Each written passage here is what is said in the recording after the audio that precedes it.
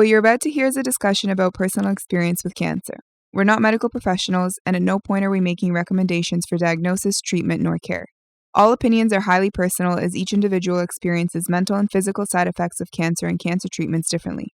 We're only here to listen, discuss, and break the social taboo of cancer. Well, we're here with Melissa. I'm sorry. I said Melissa. We're going to say Mel. Yeah. Honestly, you can use both. Okay. Well, Mel is here with us today. Thanks for joining us. Thanks for having me. Well, we're here to talk about cancer in a fun and uplifting way. Do you want to just start by telling us what type of cancer you had? Yeah. I was diagnosed with Hodgkin's lymphoma, which is like a cancer of your lymphatic system. It's like the germ-fighting part of your immune system. That sounds broad. Mm-hmm. Is that correct to assume that it was broad? Like it spreads across your whole body, your lymphatic system. I don't know. You've probably heard of like lymphatic drainage. Like you can do that. You can do like massages or things like that. So it's really important that you don't have blockages in your lymphatic system. I keep touching my neck as I'm saying this because I actually found out that I had Hodgkin's lymphoma because I had like little swollen, and they're nodules. It's like little, it feels like a little ball like under your skin. But yeah, my system was going crazy and grew a little cancer in there. So actually that's the little balls is what I want to talk about. Okay. Because it's the, like, how did you even, what was it like? Because like little balls like on around your neck, like that could kind of be anything. Like what was the process of finding out? Well, it's funny because some people when they get sick, like have a cold or the flu, like their lymph nodes will swell up. So they might feel them like on their neck and it will usually go away. So it feels like it almost, how do I describe this? It feels like, have you ever had bubble tea? Yeah. Yes. Love bubble tea. So the little like jelly balls, what are they called? Like the tapioca? Tapioca. It feels like a little bit harder, but like tapioca, and you can sometimes like move it around. So it's not like it's anchored, but you can kind of like move it, massage it. So it started off with, I had like one and it was right on my collarbone. So if I was standing, you couldn't see it, but I could feel it. Like I could press and feel it. So it started on the right side. And then at one point after, like I was very neglectful and didn't address the situation for a long time. But then on the other side, I started getting it. And those were like harder and more like clustered together and I couldn't move them around. And that's when I started to kind of freak out, which was a little bit of a delayed reaction, but yeah. Was it painful? Like when you touch them? Or no, it was never painful. Yeah. Which was probably like an excuse that I had not to deal with it. So like, I feel fine. I was not fine. Yeah, I had a very similar experience with that. Like, I just, like, put it off forever. Because it was in my boob, and I was just like, oh, boobs are, like, weird, you know? Yeah, like, stuff happens. Exactly.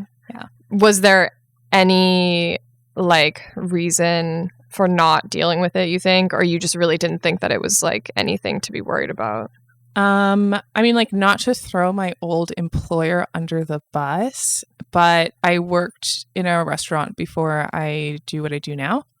Which is more like office job type stuff. So I was really active, like running around all the time. And I was on my feet for like 9 hours a day. I was managing in restaurants. I was running around a lot. And like, I probably had symptoms like exhaustion that I just was like, I'm always tired because I'm always on my feet. So I would brush that off. And then at one point I had like a pain in my side, which was a swollen lymph node at my groin, which was like much further down the road that would like send shooting pains down my leg. And I'm like, I don't know what that is, but I can't deal with it. It's just because I'm being too active. I stretched something, I pulled something. Like I could find an excuse for anything because I had almost conditioned myself to be like, I'm doing something that's so physically and mentally demanding. Like there's just going to be times where I don't feel good and I just have to push through it. You just have to push through it. So I would just not address the things that were happening that were certainly red flags. The neck thing, I don't know how I just ignored that for so long. The other symptoms, like easier to explain. I think I just had like this fear of going into the doctor's office and them telling me that's what it was, because that's the last thing you want to hear.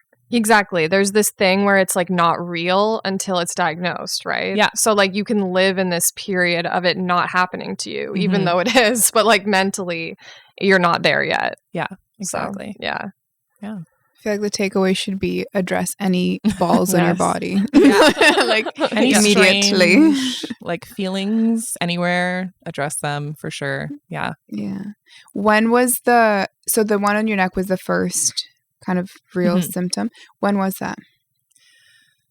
Honestly, it's hard to say. I think it was the fall of either the fall of 2019 or like the spring or winter. It's really hard to say. It was at least 5 or 6 months before I was diagnosed. It might have been like 10 months. Like I honestly can't remember. I remember where I was. I don't remember. I was driving, so I can't remember if it was cold out or warm out. I remember it was sunny. And I was driving actually my friend's car and I touched my neck. I don't know what made me touch my neck. I just suddenly touched it and I was like, oh, I'm like, I have this weird like bump on my neck. And my friend's like, oh, it's probably nothing. Like, whatever. And I was like, okay. And wow, I just solid advice. Yeah, solid.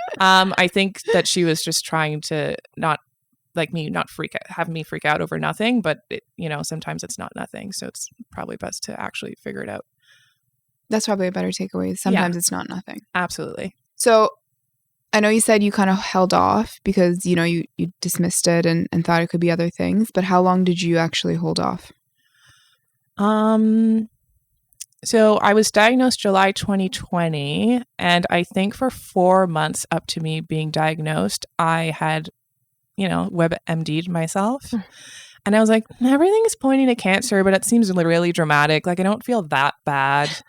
So I would make jokes at work all the time. I'd be like, yeah, I have this thing. It's probably cancer. Ha ha ha. So I think I knew deep down that's what it was, but I didn't want to like make it real and have it be like confirmed as like that's what was happening. Like it was easier for it to be like this joke and everyone be like, stop saying that. Like that's messed up. Like stop saying that. Mm-hmm. So I think I knew for like 4 or 5 months I was like pretty certain that that's what it was. But I didn't trust myself. Yeah.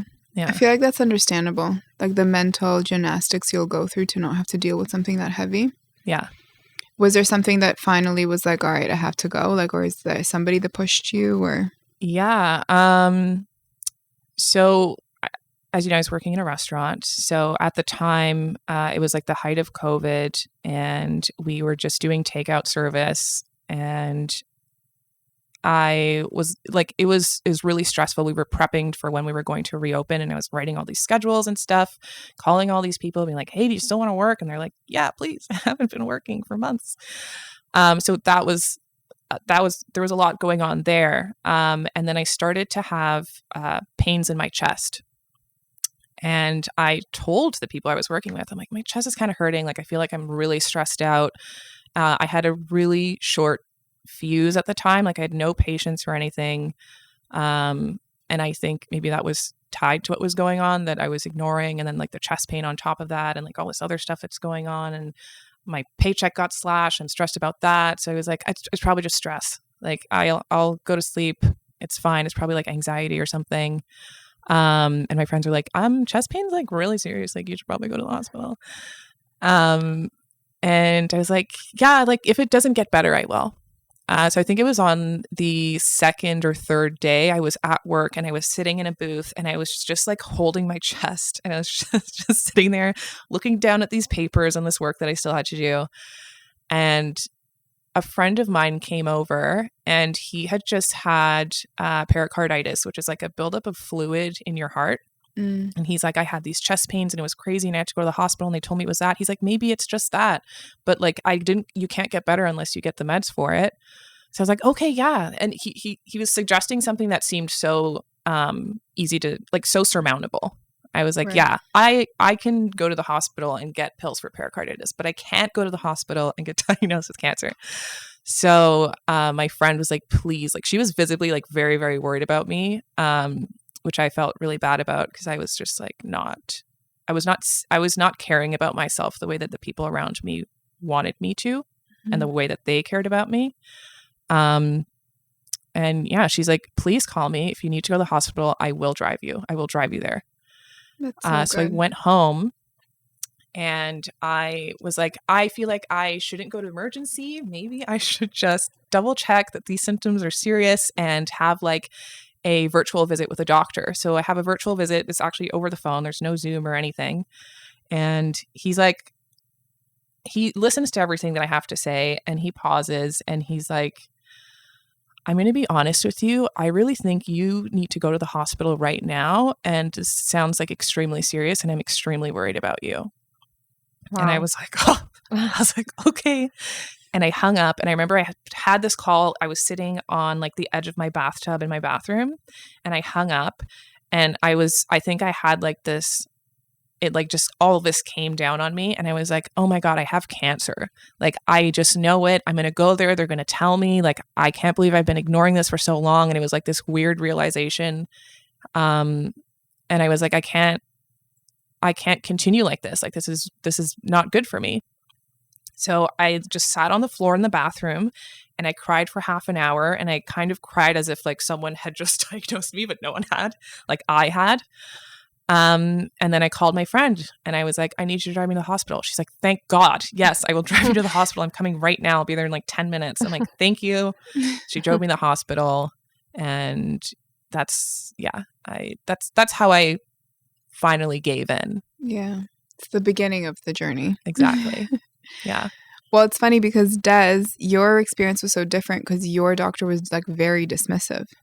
Yeah. I went to a couple like family doctors at first and both of them, I mean, the first one was very just like, she felt it and she was like, oh yeah, it's probably nothing. Like, here's just like an ultrasound requisition, like go get it checked out. And then the second one was a little more like, go, but she was still like, oh, it's like probably nothing. You're young. And, so I think that gave me a little bit of like the false hope. I did have when I did go get the ultrasound, I feel like in that appointment was the first time that I knew something was serious because the energy just shifted. Like, they can't tell you anything, right? But yeah, I could just tell from the technician's energy that like something was off. But I still just like chose to live in denial for up until the moment. Let me enjoy my peace a little bit longer. Exactly. So I could just be fully shocked and have a very dramatic moment. But I guess that leads me to ask you, so you went to the hospital during COVID, yes. Like right in it. Mine was a little bit right like before when I got diagnosed. So your friend drove you. Did she come in with you or were you completely alone? So she wasn't able to come in with me. She actually waited for me for about an hour and I was like, no, you need to go. Like, I'm going to be here for a while. Like, even though I came in, I was like, I have chest pain and that's considered very serious. Like, there's people around me that are bleeding. Like, I'm going to be here for a few hours. Like, just go home. I'll keep you updated. But yeah, I was, the entire time I was in the hospital, I was by myself. And I had a feeling that I was going to be there for at least a day. So when I left, I like packed some deodorant and like an extra shirt and my phone charger and like my headphones so I could watch things on my phone, which is great because I like had a moment to like prepare myself in that sense and not just be stranded and without contact with anyone if my phone died. Was it a day? It was not a day. It was 4 days in the hospital. Wow. Which were absolutely just like soul sucking. Like it was so draining. So I went in that night. I think it was like 6 p.m. when I got in. And the first thing they did was like a echocardiogram something where they like measure your heartbeat and listen to your heart. And they're like, hey, your heart's fine. So it's not your heart, but you still have chest pain. So that's kind of weird. So then I think I did blood work and then I did a chest x-ray and then I was suddenly moved into a different section of the hospital and I was like, here we go. The energy shift. Yeah, there was an energy shift for sure. I got into a room with just like a curtain around it. Well, just a bed, not a room, a bed with a curtain around it. And a doctor walked in and he asked me about my symptoms and had kind of the same reaction as the doctor that I spoke to over the phone where he was looking at me like, you're crazy and I'm glad you're here. And yeah, he asked me like, oh, do you feel exhausted? I'm like, always, but I feel like I've been exhausted for 5 years working the way that I do. So I don't know. The answer is I don't know. I don't know if I'm exhausted because I'm sick or if I'm just exhausted. And he's like, do you have like night sweats? Do you have any swelling or tingling in your hands and feet? And I was like, no, I have none of that. But I did have like the physical symptoms. So I had like the swollen lymph nodes around my collar. And I had that, like, it almost felt like I'm you guys can't see me right now, but I had like a bump on my groin, like right below the hip bone. And if I pressed, I could feel it. It felt like a little golf ball or something, and it was hard. And I was like, maybe that's just a cyst. I'd just make anything up to feel better. And he's like, that's not what that is, but okay. So he laid me down and he was like, I'm going to feel around. And he felt around, and then he got an ultrasound and he was trying to stick it to see under my ribs to see my heart. And he's like, your spleen is really enlarged, so that's not great. And I'm like, keep going, keep bringing me the bad news. Like, let's get it done. Tell me what it is. And by the end of all these tests that they did that first night, they put me into a private room. And as soon as I went into the private room, I'm like, this is a bad news room. Like, this is the room that they put you in when they tell you like really like terrible stuff is happening. So I sat there and I waited, and there was like a window and I could watch everyone running around outside. And he walked in and he's like, hey, so, and I'm sitting on the bed and I'm just like, he's going to tell me I have cancer. He's going to tell me, I already know I have like lymphoma. I have lymphoma. I just know it. And he sits down next to me and he's like, just want to tell you, like, you have, it looks like you have lymphoma. You have swollen lymph nodes above and below your diaphragm, which means that it's spread so much that you could be in stage 3 or 4. And I was like, okay. I just said, okay.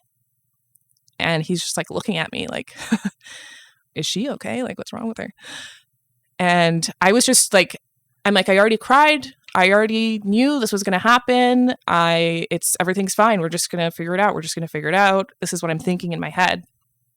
And he can see that I'm like, not like letting myself, like, I don't know, like release or like acknowledge that this is really happening. And for me, I'm like, okay, I'm just going to wait till he leaves, and then I'm going to call people, and I'm probably going to get really upset and cry, and they're going to cry. And then he reaches over and he puts his hand on my shoulder and he's like, it's going to be okay. And I just started bawling my eyes out, and like uncontrollably crying. He's like, it's going to be okay. Like, well, he didn't say that, actually. They're not allowed to say that. That's what I got from what he said. But he's like, there's a really good prognosis for this kind of cancer. It happens most often with young people. We just need to find out if it's Hodgkin's lymphoma or a different lymphoma. But like, don't lose hope. Like, we're going to figure out a treatment plan for you. And I was like, okay. And then he left. Well, before he left the room, so because it was COVID, I wasn't allowed to have any visitors. He's like, I'm going to let you have one visitor because I understand like this is really intense like news to hear. So I want you to call like just one person and let me know, and I'll let them in to come see you. So I'm sitting there and I'm like, well, who am I going to call? It's 2:30 a.m. Oh my God. God. Hours at this point. Oh my God. And everyone's asleep. And I've told everyone, like, just go to sleep. Like, I'm going to keep doing tests until like God knows when.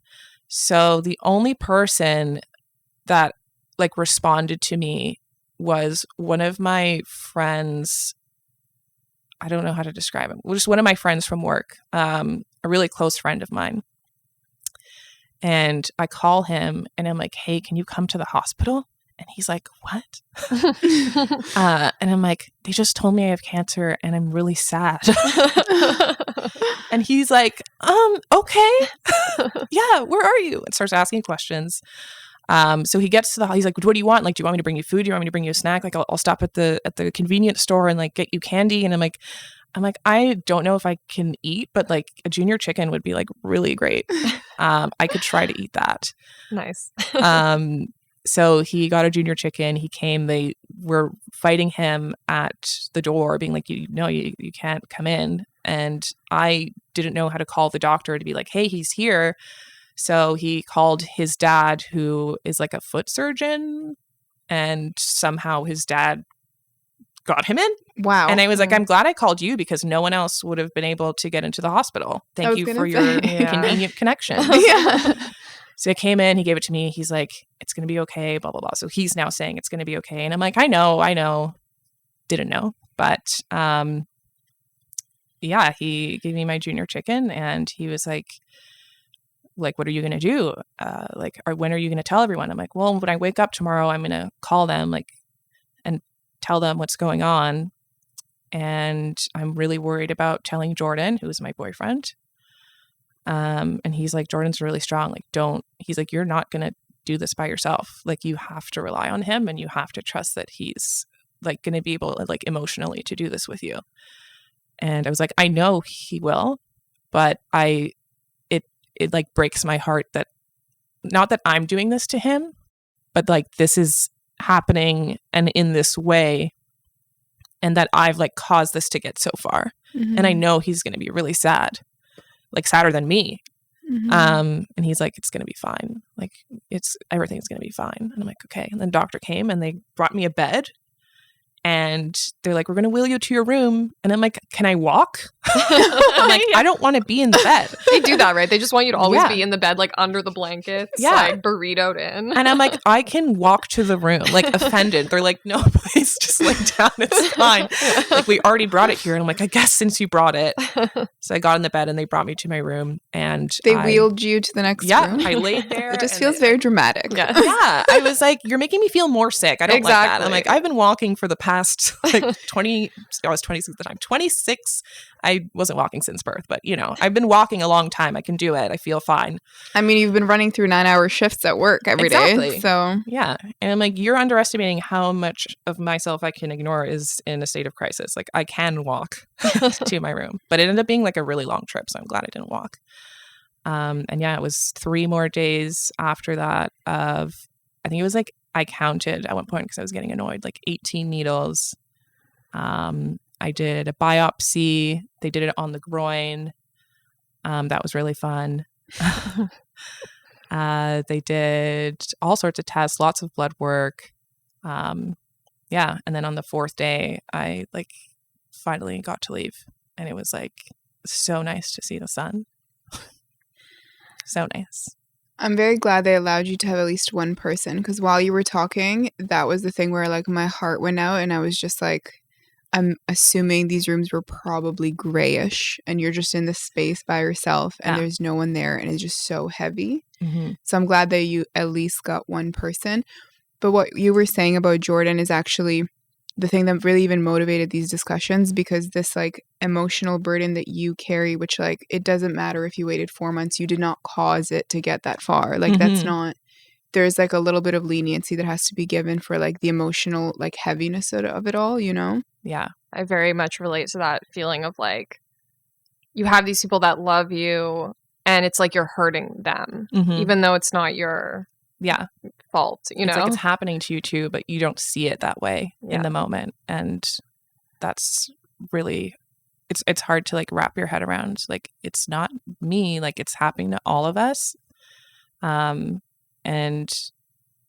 I think there was a huge fear in telling my family, like telling my mom and my brothers that I was diagnosed, and I didn't say anything to them for the full 4 days I was in the hospital. I waited till I was gone and I had like concrete things to share with them of what things were going to look like and what they looked like right then.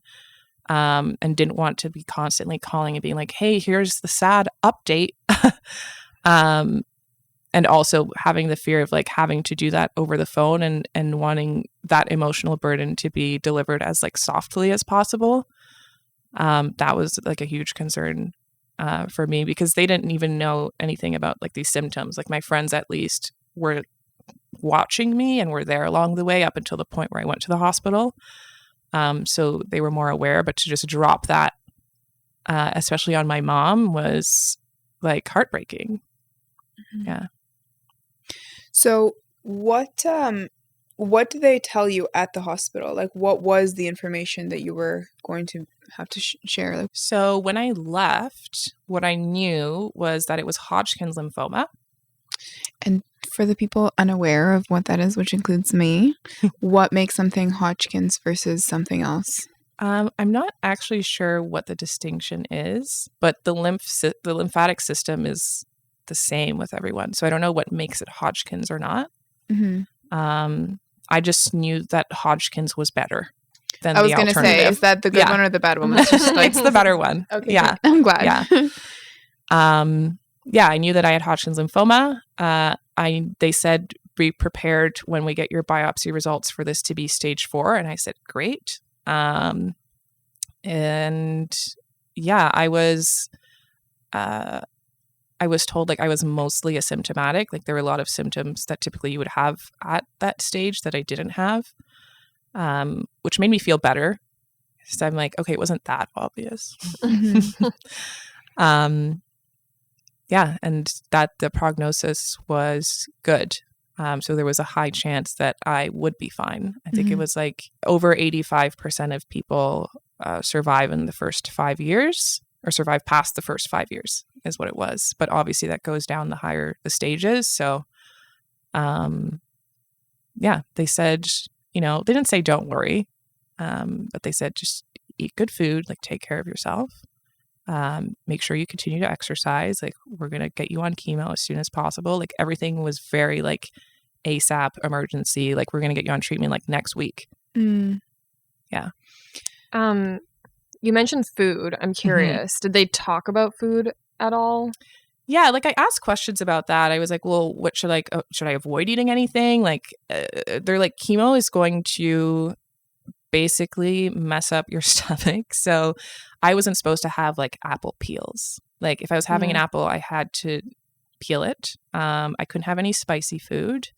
Could you have a junior chicken? I think I could. They didn't specifically mention junior chickens.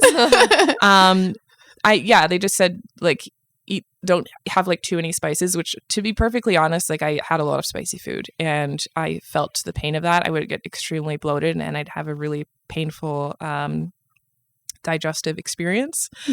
Eloquently put. Yeah.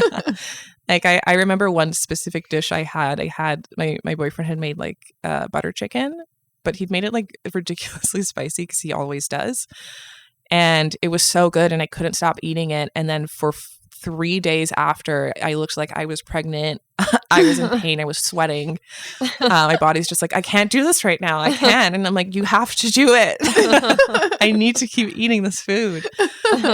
So there were things like that, but nothing like specific. Like I even asked like, oh, like, is it okay if I have sugar? Because you always hear like, sugar like helps cancer grow. And they're like, well, like that's not really definitive. So like try to avoid it. Yeah. Like just like eat well. And I'm like, okay. So. Yeah. I was curious just because they really didn't talk to me at all about food. Like I feel like they don't want to because there isn't any definitive information, I guess. They told me not to eat soy, which is like linked to breast cancer, but that's it. Like I was like, can I still have wine? They're like, yeah, I guess. Now apparently not, but with the new restrictions. Oh wow. Oh yes, now you can have 2 glasses a week. Yeah. And so can everyone. Yeah, health guidelines, I guess I should say, not restrictions. Which are not going over well with the general population, but it's no. Yeah. No. Yeah. And we should also mention that we recently found out your boyfriend is an incredible chef, so I can only imagine it was difficult to not get to eat all his food. Oh yeah. Well, I mean, if he was cooking, I was eating it. So there was never a situation where I was like, oh, we'll make a separate meal for me. Like I just put up with it. I was just like, or he'd have like chili flakes and he'd like wait till he portioned out the food and he'd put it on his bowl or his plate. And I'd have like the less spicy version. In general, we tried to avoid spicy foods. I was just really bad at like enforcing that for myself. Like even if I'd cook for myself, I'd be like, oh, let's put a little hot sauce on it. And then would quickly regret that. So yeah.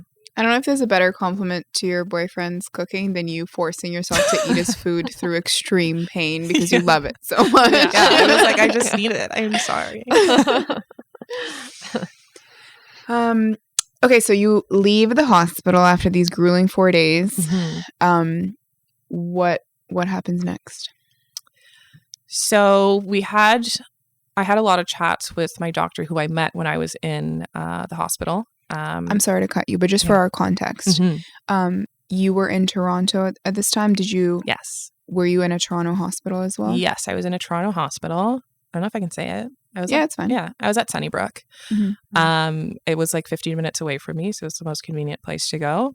And my doctor, so she was an oncologist, and I was at the Odette Cancer Center linked to Sunnybrook. We had lots of chats when I was in emergency. She basically told me, because this is so advanced, I don't want to delay starting treatment for you. It's going to be chemo every 2 weeks on Friday, best day of the week. And you're going to do that for 6 months. So you're going to have 12 treatments. So my last treatment, I think, was the week before Christmas, which was like my gift. It's the week before Christmas. I'm done, hopefully. And I would have CAT scans? It wasn't CAT scans. Like a CT scan? CT scans, yeah. Yeah. Did you have to drink the orange? No. There's one type of CT scan where you get this big, it's like a lean cup, and you have to like drink this thing of orange Tang because it has dye in it, I guess, that like goes into your body. Yeah. For the CT scan. Yeah. Actually, one thing I forgot to mention, I had what is it called? Did you have the thing that goes right into your arm? I had a port right here.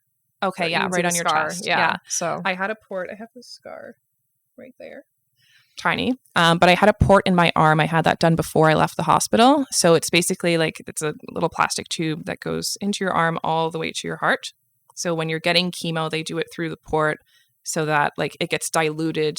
Like instead of ruining the vein, it goes straight to the heart where there's a larger blood source to dilute the chemicals and spread it out your body.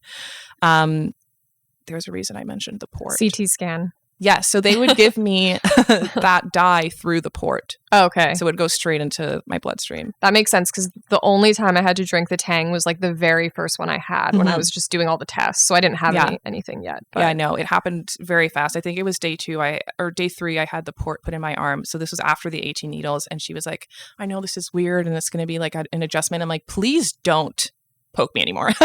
I'm so happy to have this thing on my arm. And I went every week to get like the bandage replaced and get it cleaned. But yeah, that treatment, it was chemo. It was 3 hours long. Me sitting in a chair, getting this different chemicals dripped into my blood. And it worked really well for me. I have many questions. Okay. First of all, what is a CT scan? Sorry, I'm just like the orange. So it's a scan that basically so they give you a dye, and it like the dye like highlights all of the cancer cells in your body. So they'll like come out super bright in the scan. So you can't have any sugar or eat anything for like 3 hours before. And I made the mistake of having a piece of gum as my boyfriend was driving me to the hospital one time for my like checkup CT scan. I think it was the second one. And I had to sit and wait 3 hours. Oh no. And they had to reschedule it because I had a piece of gum and I was so mad. And I was like, how could I do something so stupid? But yeah, it just shows everything that's going wrong. So am I thinking of the right one? Because there's so many scans. We've had so many scans, but is the CT scan the one where you feel like you're gonna like pee your pants? Yes. It gets really warm, like in your crotch. It's Yeah. super weird. Yeah. Yeah. What Yeah, gets it's really warm? weird. So because they also, I don't know why I had to drink the Tang in the beginning, because now that I'm thinking of it, they usually do a scan without the dye, I think, and then they inject it while you're in the machine, and then they do another scan, so you can feel it, and then it like goes to your crotch and feels like you're peeing your pants. It's so weird. Yeah. Is it one of those machines where you like go into a wall, or it's like you're lying Like a down tube. and like tubes Tube, you yeah. into? Yeah. Okay, yes. Okay, now I'm on board. I understand now. Yeah. Yeah, and they have someone on the mic telling you to not panic. It's going to feel like you're peeing yourself. You're not. I'm like, okay. That's so strange. It's very Yeah, weird. I it don't is know really why weird. that is the thing that happens. and you don't but- actually have to pee. No, No. it's just like really warm. So strange. Yeah. I had one other question. Oh yes. Okay, so because it's lymphoma, they don't actually have to remove anything, right? Because, like, for example, with breast cancer, they have to remove a lump. Is there something to remove with lymphoma? No, there was nothing to remove, thankfully. I didn't have to have surgery or anything. The chemo just, I guess, destroyed and killed the cancer cells that were forming. I think it's like the white blood cells like freak out and they form these like clumps to stop things from like moving around. Probably wrong about that, but the chemo like killed all of that. I think actually in my before my third chemo session, I couldn't feel any lumps anymore. Wow. And then the next 10 sessions was basically killing anything that was trying to grow. So I think after 2 months, I had my follow-up CT scan and they were like, there's no active cells in your body, but we're going to go through the whole treatment to make sure like nothing's still brewing in there. That's so incredible. Yeah. Wow. How did you feel throughout the chemo treatment? So they have like their typical warnings that you're going to feel really nauseous and weak, and like not to do any crazy activities for the days following. I remember trying to describe chemo to my friend, and I was like, every single session I would fall asleep. So I'm sitting in the chair and I would always like have Netflix on my phone. I'd be watching something or I'd try to bring a book and try to read something. And every single time I would fall asleep. So it got to the point where like, I'm not going to try. I'm just going to close my eyes and like, let this happen. It feels like, or it felt for me, like all of the energy was being sapped from my body and I was slowly dying, but in a very peaceful way. Like I just couldn't be bothered to move. And they put so much fluid into you that you have to get up at least once to go pee. Yeah. I don't know if you had the same thing. Yeah. And one of the chemicals they put in me was like bright orange. And they're like, just so you know, the first time you go pee, it's going to be bright orange. Don't be worried. You're not bleeding internally. That's just the chemo. And I'm like, great. So I would get up and I'd have like my thing and I'd wobble over, like just exhausted, to the bathroom and come back and sit down and we'd go through 3 different bags of fluids. And at the end, I would call my boyfriend and he would drive over in like 15 minutes and pick me up. And I lived in an apartment building. It was like a low level, like 4 floors. And we lived on the 4th floor and our parking spot was right by the stairwell. And I couldn't get up even half a flight of stairs. Like I was dead tired. Like, it was like beyond even tired. Like I wasn't yawning. Like I just couldn't, like I was sluggish. Like I was slow motion sluggish. Like I just couldn't do it. It made me feel really old. But luckily I didn't have very much nausea. And when I did, I would just eat a lot. I'd just stuff my face if I felt nauseous, which sometimes made me feel better. That's an interesting reaction to nausea. Yeah. But I like it. Yeah. I was like, you can't throw up.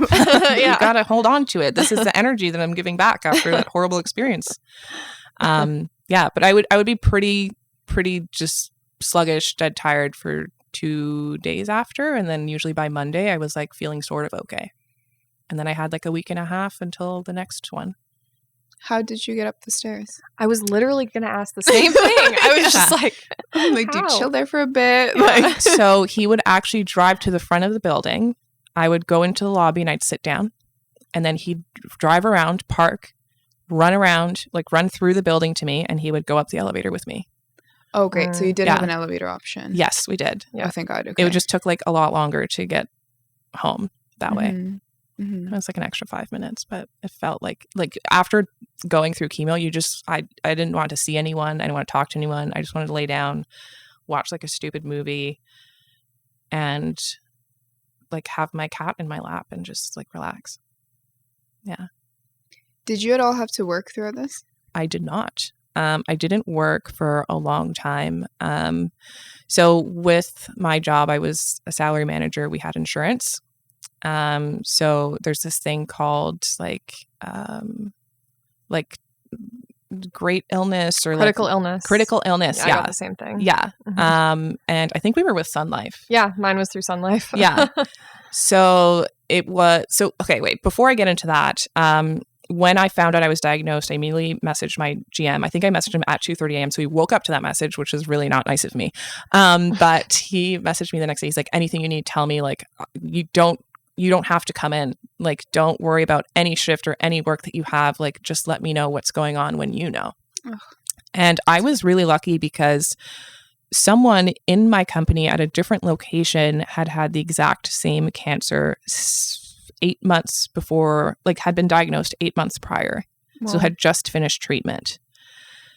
She was stage 2, so it wasn't as advanced as mine, but she took that entire time that she was in treatment off, and they continued to pay her while she sat at home. And I think she might have done some work while she was at home. I think she was at a higher level than me in terms of like role, but he told me, he's like, you don't have to work through this whole thing. If you're bored and you want to do something, like I can send you some stuff to look at, but like there's nothing that I need you to do that is like more important than your health and recovering from this. So I didn't work. I was paid like, they paid me, it was maybe like 60% of my regular salary that they paid me, which was like obviously more than I could ever ask for. So I like survived off of that for a while, and then near maybe the 10th or 11th, like near the very end, 10th or 11th installment of chemo, I applied for the critical illness and received a $30,000 check. Not even, it was directly transferred into my bank account. It was just like in there. When this was through your work insurance? Yes. So after I finished treatment, that was December 2020. I didn't go back to work until May. So for that period, I had obviously the 30 grand and I was still being paid. And they would check in on me and be like, hey, like, how's it going? They never asked me, when do you want to come back? They never pressured me into anything. It was honestly like the best experience I could have asked for. I couldn't have asked for them doing anything differently. They treated me extremely well. But I realized that I couldn't go back at the same capacity as I had before.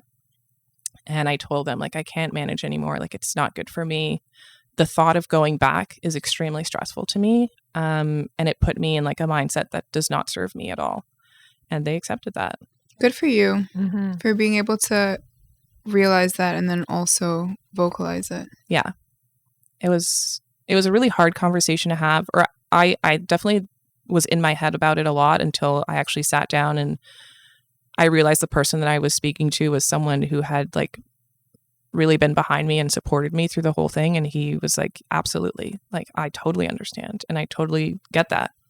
I mean, it's also very fair. Like, it sounded like you were in a very stressful situation prior to that. And like, yeah, at some point we have to focus on health. Mm-hmm. He's like, we're not trying to kill you. Please don't. Yeah. Do you feel like that shift has like carried over now into your current life, I guess, of just like thinking more about your health and, I don't know, managing stress and things like that? Yeah. I think I'm way more in tune with what's going on, and I pay way more attention to what's going on in my body. I definitely catch myself like constantly touching my neck, being like, it's not back right. Like, I don't feel anything right. And it has come back, thankfully. But I'm way more attentive to every little thing that I feel.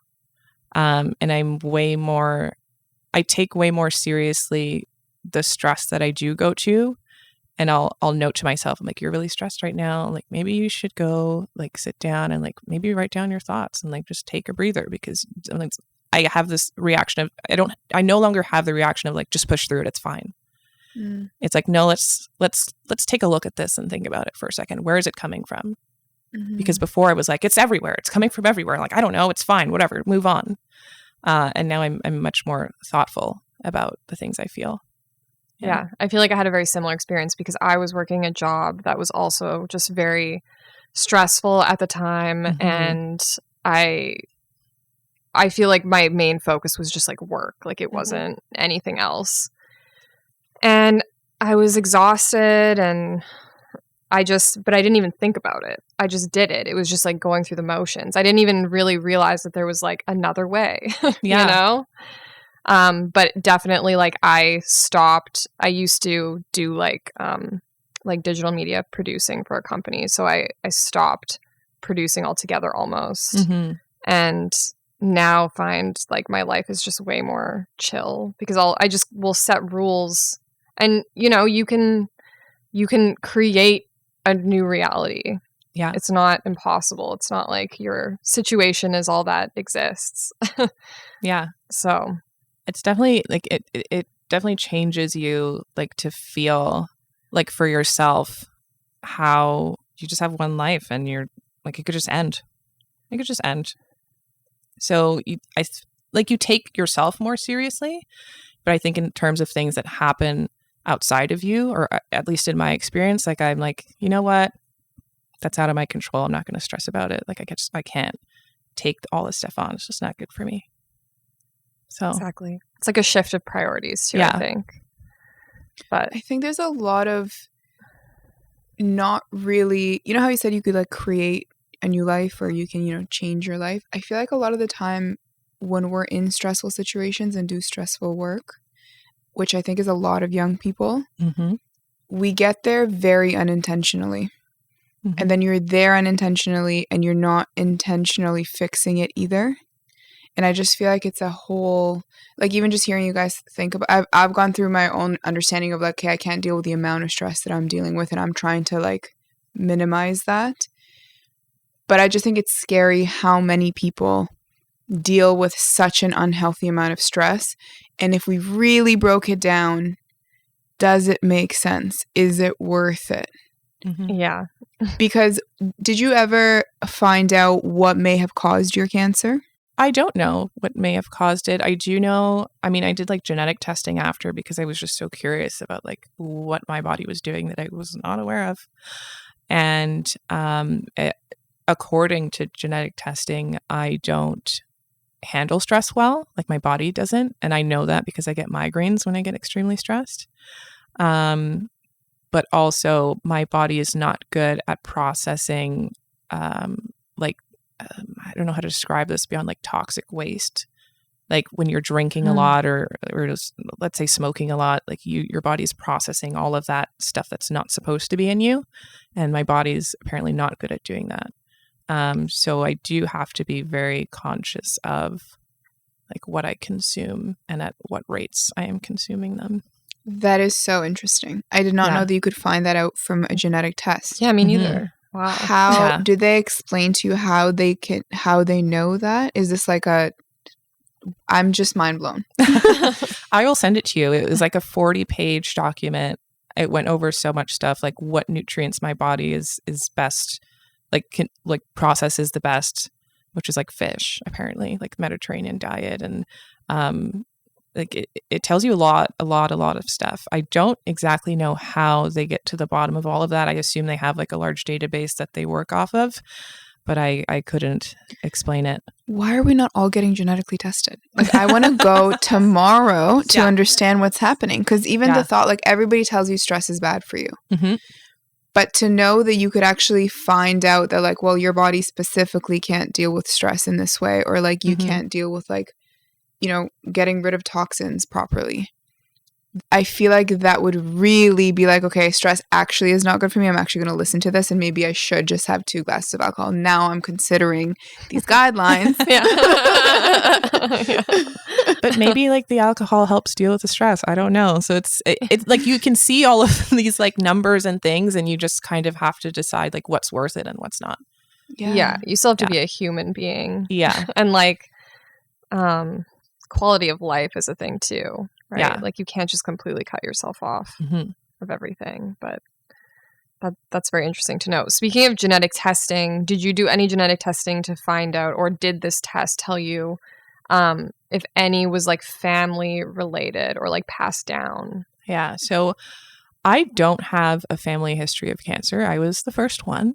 So I know that's, well, I assume that's not where it came from. Maybe there was like some dormant stuff going on, but no one was ever like seriously sick. And I still don't consider myself as having been seriously sick, which is probably wrong. I think it had more to do with my body not being able to process and not being able to, or I was holding on to a lot of things.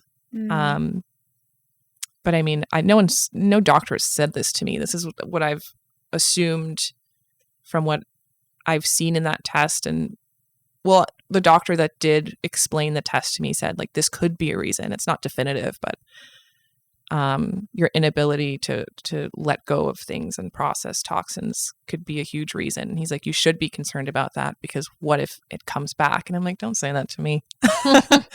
But yeah.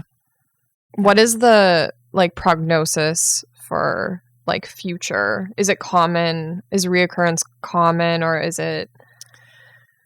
Well, they say reoccurrence is most common in the first 5 years following or in remission. Yeah. And if it doesn't happen after that, it's a pretty high chance of it not coming back. Like, I think it was over 90. It might be different because of the stage it was in. By the way, it was stage 3. They thought it was 4. It was 3. I don't know if I ever clarified that, but that does bring the percentage down a few points, but it's still relatively high. Yeah. I think it's similar for breast cancer. It's like first 5. They don't consider you cancer-free until 5 years. Yeah. Yeah. But you also, when you did your genetic testing, it also wasn't family. Yeah, there was no, because I did genetic testing through the hospital, and I had no like links. There was nothing. They didn't find anything in my genetics, but it was genetic testing that was just, testing like if it would have come from like a family member type thing, and there was nothing. So I think it also is just like an environmental based thing, maybe a similar thing. Yeah. I'm very curious to know why you said that you don't consider yourself to have been seriously sick. I think because I didn't have really intense symptoms and I didn't have really intense nausea, I feel like I can look back and be like, oh, that wasn't that bad. Like, obviously, the doctors would have a much different opinion than me, and I could tell that they were like very concerned about me. And I've always had an issue with not sharing that concern for myself and not caring enough about myself and kind of brushing things off. I've always focused more on like my loved ones, which is like, you know, I think caring about people is a good trait, but you can go too far with any good trait. And I definitely just stopped caring about what could happen to me. So I think that might be part of it, me kind of saying like, oh, it wasn't that bad. Like, people ask me, you know, like, oh, it must have been horrible. Like, your treatment, it must have been so hard. And I feel bad saying, yeah, it was hard, because there were times where I was like, thank God this isn't worse. I kept thinking, and you meet people when you're at like the cancer center, and there was one lady in particular, her name was Liza, I think. And she would had treatment on the same days as me. So I would see her in the halls and she'd be like, how are you doing? And she lost all her hair and she had a walker because she couldn't walk anymore. She had found out she had cancer while she was pregnant, and she had delayed treatment until she gave birth. So her husband was at home with their, like, I think they had 2 babies, and she was unable to help him care for them, and she couldn't breastfeed, and she couldn't really do anything for these kids beyond like laying there with them. And I would see her, and she was filled with such hope, and she would speak so positively to me, like, you're going to get through it. You're so young. It's going to be fine. Like, just be glad you don't have what I have. Like, you're going to be good. And I wish that I could say the same kinds of things to her. And I would say, you know, like, you're incredibly strong for having this outlook. Like, her prognosis was not good. And I don't remember the specific cancer that she had. And I should probably follow up with her and see if she's okay. But yeah, she would send me like podcasts on WhatsApp of like really inspirational stuff and like just like happy stories and things. And I was like, I think that you need this and you need to share it with me more than I actually need it. So I felt very lucky the entire time I was going through treatment, because I was like the youngest person that was there. Mm-hmm. So I felt extremely lucky. Mm-hmm. And the doctors say like, oh, the treatment's going so well. Like, you don't have this. I'm like, no, I don't. And they're like, that's really great.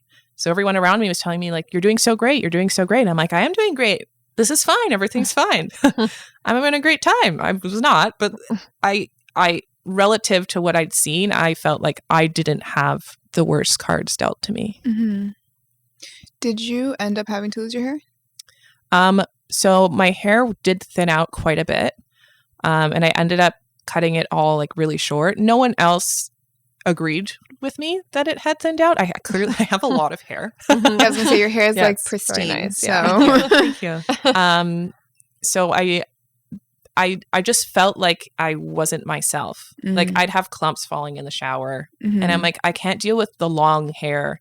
My hair was very long, and I had like these long clumps coming out. I mean, rather it was short, and I like don't see it, and it like kind of just like washes off, and I like don't pay attention, and I don't have to like unclog the drain with my clumps of long hair that are falling out of my head. So my hair did thin out quite a bit. I cut it all super short and just rocked a short haircut for a while, and it's finally like grown back. I mean, it's growing back in like full bloom. It's very nice. Yeah. I'm glad. I really want to talk about support systems. And we chatted about this with your story as well, because I know, Des, you found support through like Facebook groups and stuff like that. It's interesting because so there was that other girl who worked in the same company as me who had been diagnosed before me, and she'd reached out to me a lot, and she's like, hey, like if you ever have questions or you just want to have coffee and chat, like let's do it. Like she reached out to me quite a bit. I didn't know her very well, and I think I was very, very resistant to meeting up with her and talking about it. And she never pushed it. She always, sent me encouraging messages and stuff. And when she would post about like her updates on Instagram, I would always be like, thank you for being like a guiding light. Like I appreciated the content that she shared, but I never seeked it out. And I was more at ease living in a world where this wasn't a common thing. Like this is just like a blip in time. It's going to be 6 months and then it'll be done. So I didn't actually reach out or read any stories or get anyone else's experience. And I kind of just treated it as this temporary thing. And my support system was really just, mainly my boyfriend. He was the only one who saw me when I actually felt ill. My friends would know not to like call me. Like they would message me, but not to call me like the few days following chemo. And they knew they couldn't visit me at that time. Any other time, of course, we were always talking and always hanging out together. But I would only allow them to see me when I felt normal and seemed normal. So I think, honestly, my support system was me sitting at home with my dogs and my cat and my boyfriend and just pretending we were having like a relaxing weekend and like just lazing around on the couch. And again, I'm lucky that I didn't have the nausea, and there wasn't a lot of like visible things happening for him besides my exhaustion to like trigger any kind of like worry. Obviously, in general, he was worried, but he'd be like, hey, are you good? And be like, yeah, I'm fine. I'm just really tired. And I'd fall asleep on the couch a lot. And, it was really hard for him, but I almost didn't like talk about it that much. I'm like, oh yeah, I'm just doing treatment. Like it's whatever. Like I definitely made it not, I didn't want it to collide with my social reality with friends. And even my mom would be like, how are you doing? I'm like, I'm good. I'm taking treatment really well. The doctors said everything's going well. And wouldn't give her like details about stuff like, oh, like this day I had a really tough treatment and I could barely go up the stairs. Like I didn't say anything like that to anyone. Did that help you? Like, did you feel ultimately that was a good way to deal with it for you? I think I spent so much time just laying there and sleeping. Like I didn't even have the energy to cry or be upset about it. Like I would just be there. I would get annoyed. I would sit there and be annoyed. I'm like, oh, I wish I could just like go somewhere and like even just go for a walk. Like it took so much out of me to get up and let the dogs out to pee when my boyfriend was working. I think I was annoyed at the circumstance a lot of the time. And I think it speaks to how lucky I was not to have felt worse and had a worse prognosis, because I was just, I felt like a dramatic child most of the time, just being like, I want to I want to just be normal. When will these 3 days be over so I can feel normal? I'm low-key so annoyed that they did that to you on a Friday. And they I took know. your whole weekend every time. Yeah. Well, you know what? I think that's really common, though. Is it? I Fridays? think so. Mine was on Thursdays, but I think because they assume that you're like a working person, that it's easier for you to just recover over the weekend and like work maybe a half day or not at all on a Friday. Of course, I wasn't working at all. They asked me about it. I told them. They didn't change the day. It was really nice for my boyfriend because Fridays and Saturdays are the busiest days in the restaurant, and he got to take those days off. Oh, nice. So he was not pumped, obviously, but he was grateful for that, to be like, oh, I'm just there when it's like kind of chill, and then I come home and everyone's like panicking at work, and I'm sitting here watching a movie with you, and I'm like, yeah, it's pretty nice. Well, little silver linings. Yeah. We're here for those. Yeah, exactly. Do you feel like it affected your relationship in any way, or how did anything change? I found there were many moments where I had to check in with I just call Jordan, my boyfriend, Jordan. I had to check in with him a lot because he would get really upset. Like the day he'd come pick me up at the hospital, he'd be very quiet, and he'd like drop me in the lobby and come get me, and he'd be very quiet. And I could tell that he was very emotional because he could see that I was like a shell of a human. And it was really hard for him to see that because it was so against like me and my regular like operating level. It was a drastic change, and I think that was really, really hard for him to see. And he tried to like not say anything so he wouldn't worry me, and I wouldn't be worried about his like emotional state or mental well-being. But I would have to check in with him because he wouldn't say it to me, because like, you're the one going through treatment. I don't deserve to be upset, was the view that he had. And I'm like, no, you're taking care of me. Like, you absolutely deserve to be upset. And I would think you were crazy if you weren't sad seeing me like this. But I know that you don't want to like burden me, just like I'm trying not to burden you. So it kind of became like we were both, we had to remember to like take the time to actually be like, hey, like everything's good. Like, we're okay. Everything's going to be fine. Like, what are you concerned about? What are you worried about? I think the hardest thing for him was going into work and us having worked in the same place, having everyone being like, how's Mel doing? Is she okay? Is she losing her hair? What's going on? Is she throwing up? Does she have nausea? And he could never escape. And I could escape. I could go home and no one could talk to me for 3 days. But he could never escape. And they would never ask me directly because they didn't want to burden me. So they would burden him. So he almost had more to carry than I did. He'd come home and he's like, I'd be like, how's work? And he's like, it was fine. Everyone was asking about you. I tried not to cry.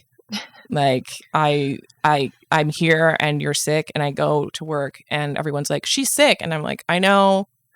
Can we just work? Can we just like have a shift where we don't talk about my dying girlfriend? Please. So that was really hard for him. I think these boundaries are like, clearly nobody set boundaries with him. I mean, he didn't do it for himself either, but I also think it's not something that a person expects to go through, and knowing that you need to set boundaries maybe was like a hindsight kind of realization. We talked about this before as well, like the concept of like a support system for the support system not existing. And I think it starts with people in general speaking about cancer and speaking about what people go through, what people need. Yeah, I think it was hard because I wasn't reaching out to people. I worked with so many people. I was their manager. I wrote their schedules. I talked to them every day, and then suddenly I was gone. And although some of them I wasn't super close with, they all would go into work with this thing in their head, like, oh my God, Mel's sick. Like, oh my God. And he was the only person that they could turn to for like information. And they didn't think about the effect that it had on him, obviously. And he didn't set the boundary. And I told him, I'm like, you need to tell people they're not allowed to ask you. Like, you just need to tell them. He's like, but they're worried about you. What am I supposed to say? And I'm like, tell them I'm fine. Everything's cool. Say you'll, release an announcement if something happens to me. Like, I don't know. A But it's newsletter will hard. go out. Yeah. There'll be a newsletter. It'll be like, Mel had her 3rd CT scan. But yeah, there wasn't a support system for him. Like we were each other's support system, and it ended there. Mm. And that was definitely not the best way to go about it. Do you know what you would have preferred?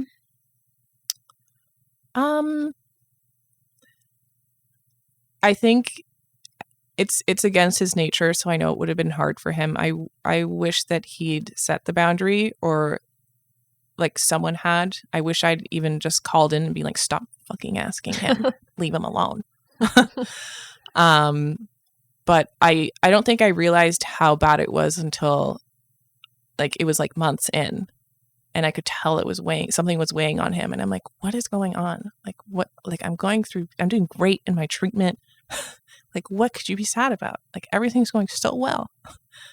And realized that he was being, like, people were just constantly talking about me with him. Like, they wouldn't even ask how he was. They would be like, hey, Jordan, how are you? How was your weekend? Good to see you.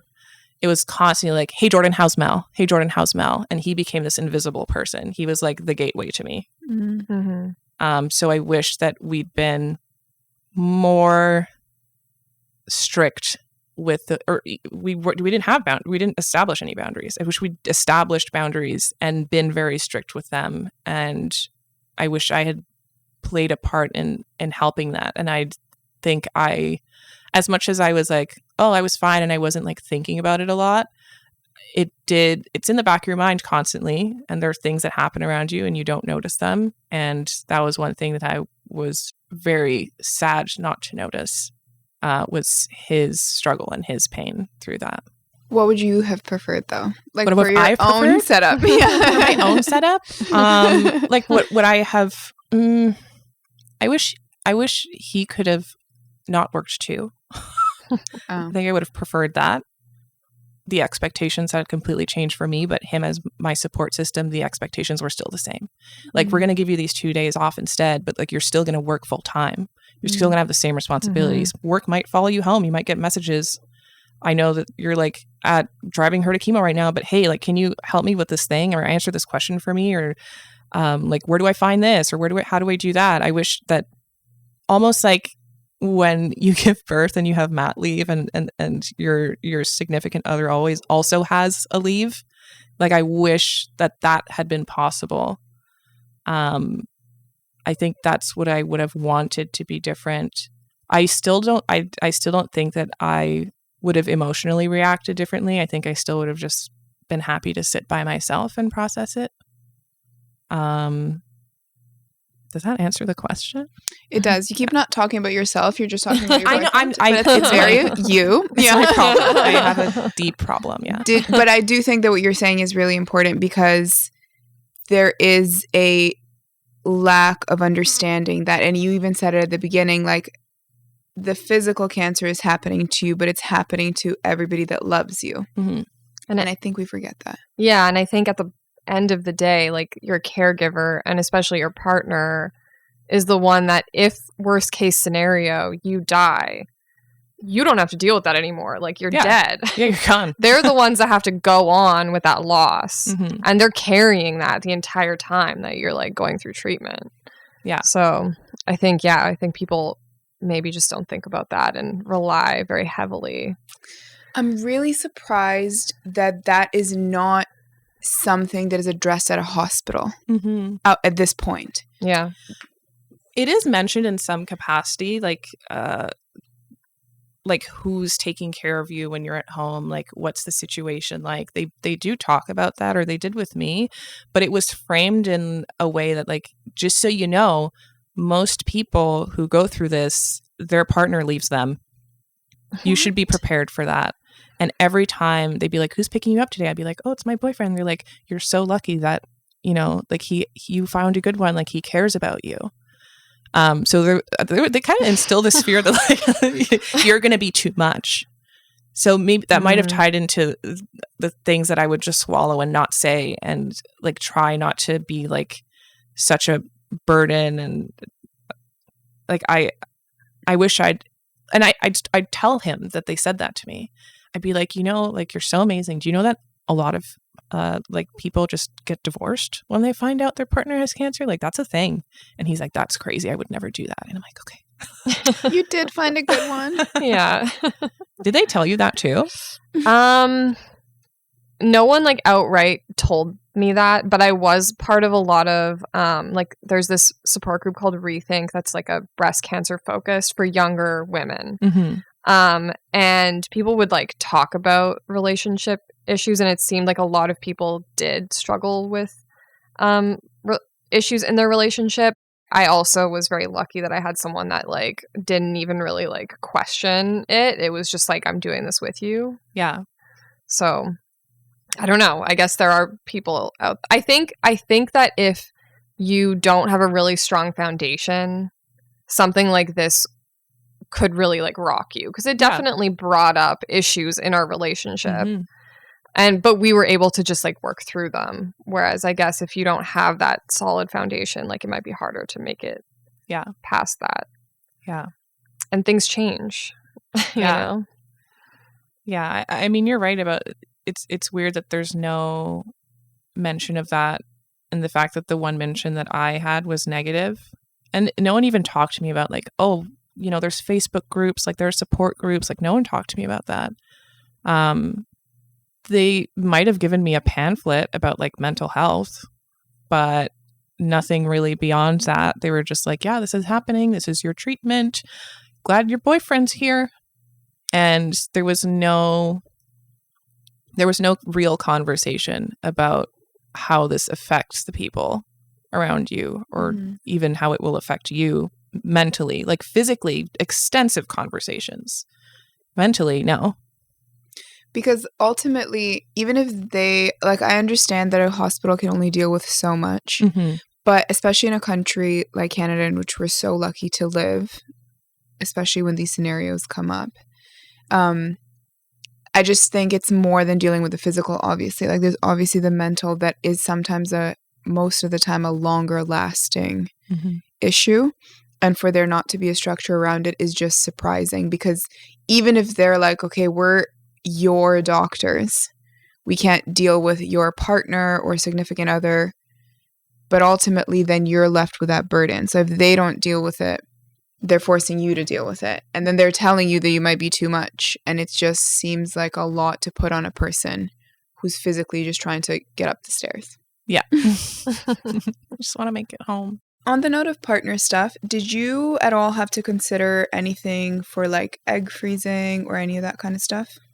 Yeah. So when I was in those first 4 days in the hospital, when they were like, this is very advanced, like this might be stage 4, be prepared for that. They're like, they were so concerned with my state. So the chest pain came from like enlarged lymph nodes near my chest. They were like pressing, there was a mass in my chest pressing on my heart.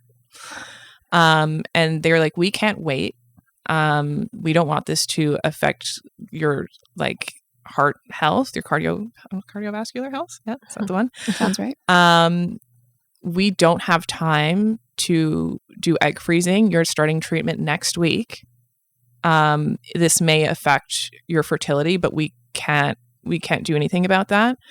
They did give me hormone injections that would essentially put my body in a state of like temporary menopause. Yeah, I did the same thing. As a precautionary thing, I guess, to save my eggs. But yours was like a choice, right? Mine was a choice. My doctors didn't, because I was able to do the egg freezing before I started my treatment. It was just something that I like looked into myself, because I was just worried and wanted to take like every precaution that I could. Looking back in hindsight, I would not have done it. Yeah. Yeah. Mine was really rough. Yeah. I think that was worse because the chemo, like the feelings you get after that, it's a few days, maybe near the end, it felt more like 5 or 6 or 7 days after that I felt really off.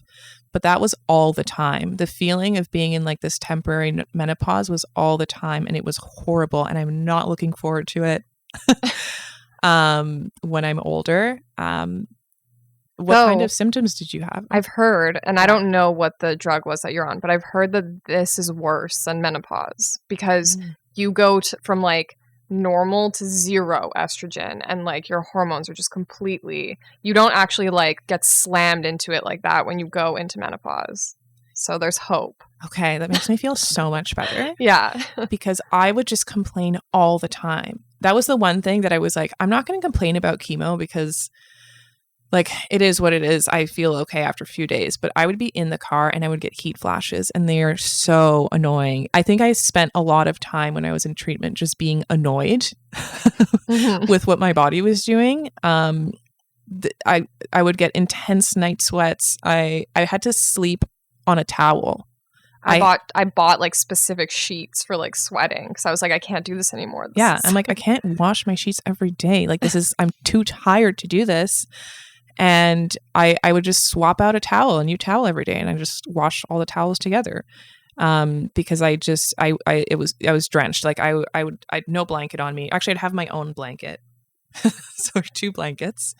And I would just sweat profusely. And during the day I would have a fan going, and I had a remote, and I would just turn it on and turn it off and turn it on and turn it off. And I would just get hot and cold and hot and cold. And it sounds as annoying as you think it is. It was so incredibly irritating. Yeah. Brutal. Mood swings. Yeah. Do you feel like it affected you mentally? Like I was shocked by the magnitude of the effects that I feel like it had on my like psyche. I don't know how much it affected me mentally, or if I'm just like really out of sync with myself. I felt like it was definitely like mentally, I no patience. Like I would get really, really annoyed really, really quickly as soon as I would turn the fan. Like I'd be in the car driving and I'd turn the AC on. I'm like, I'm sorry, I have to turn the AC on. Like I'm just really hot. And the person next to me is like, it's fine. Like don't freak out. I'm like, I'm just like, I was like high emotion, like 80% of the time. So it definitely affected me in that way. Like emotionally, I was just like unpredictable. Yeah. And I had to like I noticed at one point, and I was like, okay, I need to like stop talking. Like I'm going to get angry and just like it'll show on my face, but I'm not going to say anything because I can't just be like this crazy lady who's like snapping out all the time. So I would just get angry by myself. Yeah. Yeah. Did you have to do that the whole time you were on chemo, or you were doing chemo? I was supposed to, but I was a very bad patient, and I got so incredibly angry that I stopped going to the injection place to do them. I also had to pay for them. Also, they asked me if I wanted to do it. I think I remember them asking me. They're like, it might help. We can't guarantee. And I'm like, yeah, I'll try it. Anything they told me, I'd be like, yeah, let's do it. So I did it the first 3 months, and I became so sick of myself that I was like, I'm not going to go pick it up today. I'm not going to pick up the prescription. I'm not doing the injection. And I didn't do it for 3 months. No, maybe a month and a half. And my doctor's like, how's everything going? How are the injections? And I was like, I stopped taking them. And she's like, what are you doing? Why did you stop taking them? She's like, there's no point if you do it for a little bit and stop. And I'm like, I hated my life. And she's like, well, can you start doing them again? And I'm like, yeah. So I started doing them again. And that's probably not good for my hormones, just being jerked around like that. But that I honestly think was the worst part of the whole experience, which sounds really dramatic.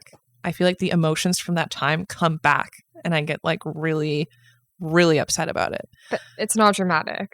You can't, it's like, it's easy to underestimate if you're not like in the experience, but it is intense. It's like very intense. I stopped early too. I only did 2 months. Yeah. Yeah. Like I was having that severe of side effects after only 2 months, which is crazy. Yeah. It hits you like a truck. Yeah. How long does it take for your hormones to like swing back? I felt like everything took a long time to feel normal after. I don't think I felt normal for like almost a year after I finished treatment and finished doing the injections. the drugs that I were on for nausea made me gain like 30 pounds. So I didn't feel good about that. And it wasn't so much like the way that you look, where it's like you put on clothes and it's like, oh, these can't be mine. These don't fit at all. And you feel even more out of yourself on top of being just, you just feel, I felt like a general sense of just being ill, like not being strong. I'd lost so much muscle mass. I remember I went snowboarding in April, the April right after finishing treatment in the December. And I couldn't get up. I would fall and I didn't have the abdominal strength to get up. And I was like, guys, I swear I know how to snowboard. I swear. And no one believed me. They're like, you've never done this before. I'm like, I swear I can do this. My legs don't work and my abs don't work and my arms don't work. And it was really dehumanizing. Because it was like, I thought it was over and it wasn't over. And, people are like telling me like, oh, it's going to take time for you to feel normal again. I'm like, I don't want it to take time. I finished treatment. I want to be good now. I'm ready. Yeah. And it was, tied into like me being in treatment, being like, oh, it's just like a moment in time. And after 6 months, this will be good. And that's not reality. And I had to learn to be much more patient with myself. And have like more grace and love for myself, because I had just been operating on like, you can do anything, like don't take excuses for so long. Do you feel like that's changed your perspective on yourself right now in general? I think yes. I think even if I still have those habits of being like, oh, well, why can't you do it? Like, even if I have those thoughts, I recover much faster from them. It's almost just like, being able to recognize your triggers and knowing yourself well, like it's still happening. You're still having the reaction, but how are you like reconciling that? Like, how are you moving forward? So it's definitely changed the way that I perceive myself. I think I can appreciate my emotional reactions, but I can also like come down from them much more easily and not make excuses to like feel a certain way. Like if something terrible happens, I'm like, you should be upset about that. Yeah, we are upset. We are upset now. Versus being like, oh, that's really upsetting and really horrible, but I can't take that on. That's like I'm going to share like my thoughts and feelings, and I have to move on because like things are different now. Like the world isn't ending. Are there any health things that you do now more consciously? Like, is there any like tips or things that you've like picked up where you're like, I eat like this, I do this? Like, is there something that helps you? I think something that I found out was really therapeutic for me was going for walks. A lot of my recovery in the year following was going downtown with the dogs and just walking for an hour and a half and going down Lakeshore and doing all of these like things in nature where it's like quiet, going on hikes with them. And sometimes I do them alone and sometimes I do them with people. I never made the time to do that. And my dogs have quite high energy. And generally like me and my boyfriend would split up, exercising them. And maybe that meant like going for a shorter walk and stopping at a park and playing fetch because they love to do that. But now I'm more involved with them in that sense where like we're going on a long walk together. I'm not just going to stand there and throw a ball for you. Like, let's go on a little adventure. Like having it. I think my favorite time to walk is when it's like dead quiet. Like there's just been a snowstorm. It's still kind of snowing and you're just walking and no one's outside and you can just be with yourself and just like breathe in the fresh air. I definitely did not take as much time or did not consider that to be as beneficial as it was before. And it's been huge for me. Like if I get stressed out about something, I'm like, I'm just going to go for a walk. And it's funny because I think, I don't know if you guys are on TikTok, but I used to get, the addiction. Yeah.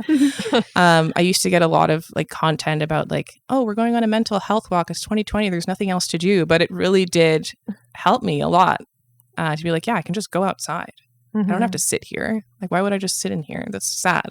I should go like explore my neighborhood. That's been like a huge thing for me. As a fellow fan of walking, I have to agree with you. Yes. I love a good walk. Yeah. Same. We keep bringing this up, but it's just like there's a lack of clarity as to how people are supposed to support somebody. And of course, everybody accepts support differently and they need things differently. But is there something that you either learned that you're like, this is the type of support that I need, or like, this is what I wish people knew or wish we had, just to like put out there? I think it's natural to have a fear of reaching out to someone who's going through a hard time, and thinking maybe you're bothering them by doing that and like asking them how they are and talking to them about it.